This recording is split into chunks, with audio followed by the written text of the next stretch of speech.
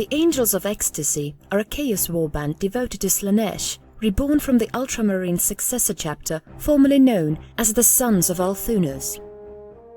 Just like other Slaaneshi warbands embody specific concepts of their deity's excess, such as the Corpus Brethren's obsession with cannibalism, the Angels of Ecstasy embody the concept of sexuality.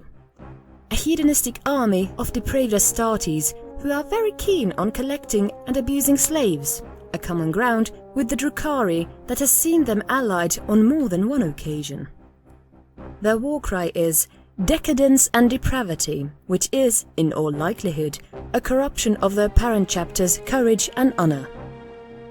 They are stationed on the Imperium Obscurus side of the Great Rift, on a planet they have designated as Kalia, from which they launch raids upon Imperial vessels attempting to use the temporary rift corridor, or invasions to Tau and Necron-controlled space. Kalia is a planet currently experiencing an ice age, with almost all of its surface covered in snow or basaltic rock. The emergence of the Great Rift has changed it, however, as deposits of psychoreactive crystals hidden within the crust have gorged on the warp energies of the rift and grown massively, breaking the surface with its fields of amethysts under a sky in which demonette shapes dance in the worldwide aurora borealis. The Angels have taken the task of overseeing the mining operations upon themselves, as the amethyst's crystal structures are most attuned to the essence of Slaanesh and prove useful in the summoning of demonettes.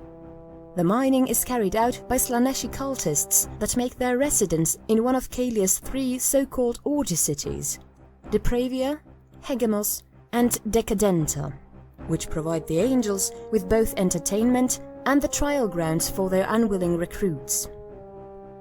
The catalyst of the Angels of Ecstasy's downfall was a piece of archaeotech now known as the Ex-Gentii, hailing from the beginning of the 3rd millennium, containing vast amounts of lewd artwork that an apothecary called Amatus Centanus found in an impact crater on the chapter world of Althunus in 857 M39.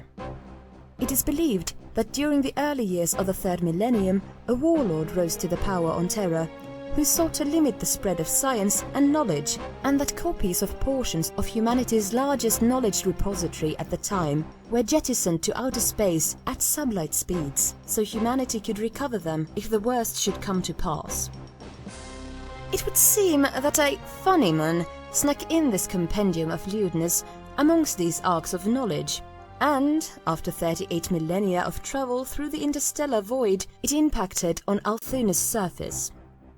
Amatus then brought the data container to a tech marine, Belzeroth, who was capable of translating the data, only slightly corrupted through its journey, to a data slate. To the ascetic Astartes of the Sons of Althunus, fiction was a foreign concept, and it was surmised the imagery contained was, in fact, medical documents explaining human mating rituals. Amatus, having studied only in the anatomy of the Astartes, was surprised at the apparent resilience of the female body, and he, along with Belzeroth, chief librarian Asteriel, and a few other conspirators, attempted to perform a ritual known as a dating with a few members of an Adeptus Sororitas contingent situated on Althunus. After burying the bodies, it was agreed by the members of the now secret circle that no word would be spoken of the relic, or the events that occurred that day, until the day came when the Sons of Althunus were called upon by the Grey Knights chapter to fight off a Slaaneshi demonic incursion. During the combat, Amatus came to see in the Lith demonettes the flexibility and resilience he had witnessed in the records. As an Allurus was captured by the Grey Knights for the purpose of questioning and sent to the Sun's warship, the Praise Eterna, for safekeeping, his group, now calling themselves the Kalian, made their move. What followed came to be known as the Pleasure Tide. The depravities enacted upon the Allurus served as a ritual that saw hordes of demonettes pouring through the halls of the Praise Eterna in an orgy of depravity and sensuous excess. Every Astartes on board swore fealty to Slaanesh or died from lack of fluids. Amatus, with the Allurus now bound into his Narthesium, led the newly named Angels of Ecstasy to fire the Praesitanus weapons on the Grey Knights and Sons of Althunus vessels before escaping to warp space, in an event that came to be known as the Ganymedean Betrayal.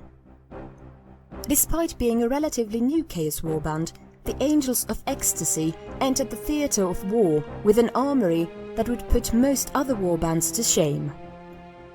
Full squadrons of so-called sounding marines, sonic hellbrutes, helldrakes, and a never-predatory squadron of warp talons make the core of their army, all under the command of Amatus Centanus, whose demonic Narthesium, known as the Sunshiner, cleaves through tank armor with the same ease as a chain fist.